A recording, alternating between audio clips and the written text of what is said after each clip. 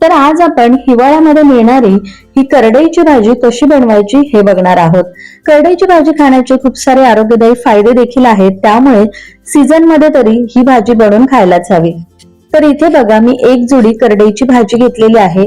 या भाजीचा कोवळा देठाकडचा भाग काढून घेतला, निबर देठ बाजूला केलेली आहेत आणि हा कोवळ्या पानांचा जो झुपका आहे तो थोडासा झटकून घेतला, म्हणजे मग यामध्ये असलेले किडे कीटक वगैरे निघून जातात। तर या भाजीची तुम्ही पानं बघू शकता, थोडीशी अशी लांबडी असतात आणि काटेरी असतात। भाजीला मी चांगली निवडून घेतलेली आहे आणि 2 ते 3 वेळा पाण्याने स्वच्छ धुवून घेतली। आता या भाजीला आपल्याला बारीक चिरून घ्यायचं आहे। तर हे बघा, इथे मी ही भाजी अशी बारीक चिरून घेतलेली आहे। खूप जास्त अगदी बारीक हिला चिरून घ्यायची नाही, तर अशा पद्धतीने भाजीला आपण चिरून घेतलेली आहे। भाजी चिरून झालीये, आता भाजीसाठी वाटण तयार करून घेऊ। त्यासाठी इथे मी मिक्सरच्या भांड्यामध्ये घेतलेल्या आहेत 5 ते 6 हिरव्या मिरच्या, 7 ते 8 लसणाच्या पाकळ्या घ्यायच्या आहेत। त्याचबरोबर अर्धा चमचा इथे मी जिरं घेतलंय। यानंतर अर्धी वाटी इथे मी भाजलेले शेंगदाणे घेतलेले आहेत।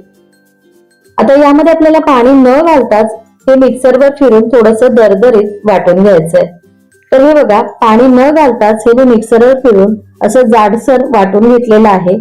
यामध्ये तुम्हाला थोडेसे शेंगदाण्याचे तुकडे देखील शिल्लक राहिलेले दिसत असतील, पण काहीच हरकत नाही। भाजी खाताना हे शेंगदाण्याचे तुकडे दाताखाली आल्यानंतर ते खायला खूप छान लागतात।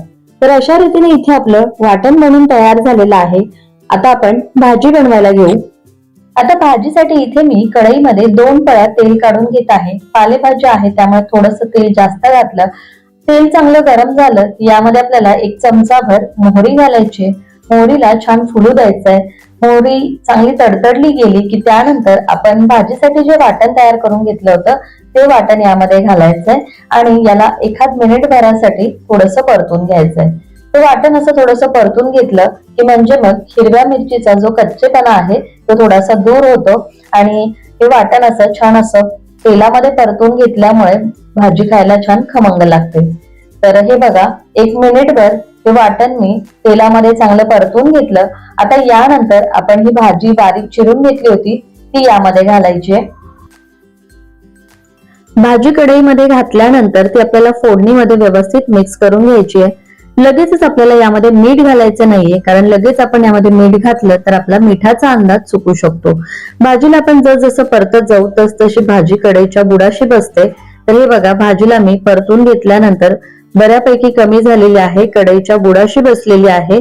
आता यामध्ये आपल्याला घालायची आहे हरभऱ्याची डाळ। तर इथे मी अर्धी वाटी हरभऱ्याची डाळ स्वच्छ धुवून 1 तासभर पाण्यामध्ये भिजत ठेवली होती। आता यातलं आपल्याला पाणी काढून घ्यायचंय आणि मग ही हरभऱ्याची डाळ आपल्याला भाजीमध्ये घालायची। पाण्यासहित जर का तुम्ही डाळ भाजीमध्ये घातली तर एकतर भाजी शिजायला खूप जास्त वेळ लागतो आणि त्याचबरोबर भाजीतली जीवनसत्व देखील निघून जातात। इथे मी हरभऱ्याची डाळ घेतलेली आहे। याऐवजी तुम्ही मुगाची किंवा तुरीची डाळ वापरली तरी देखील चालेल।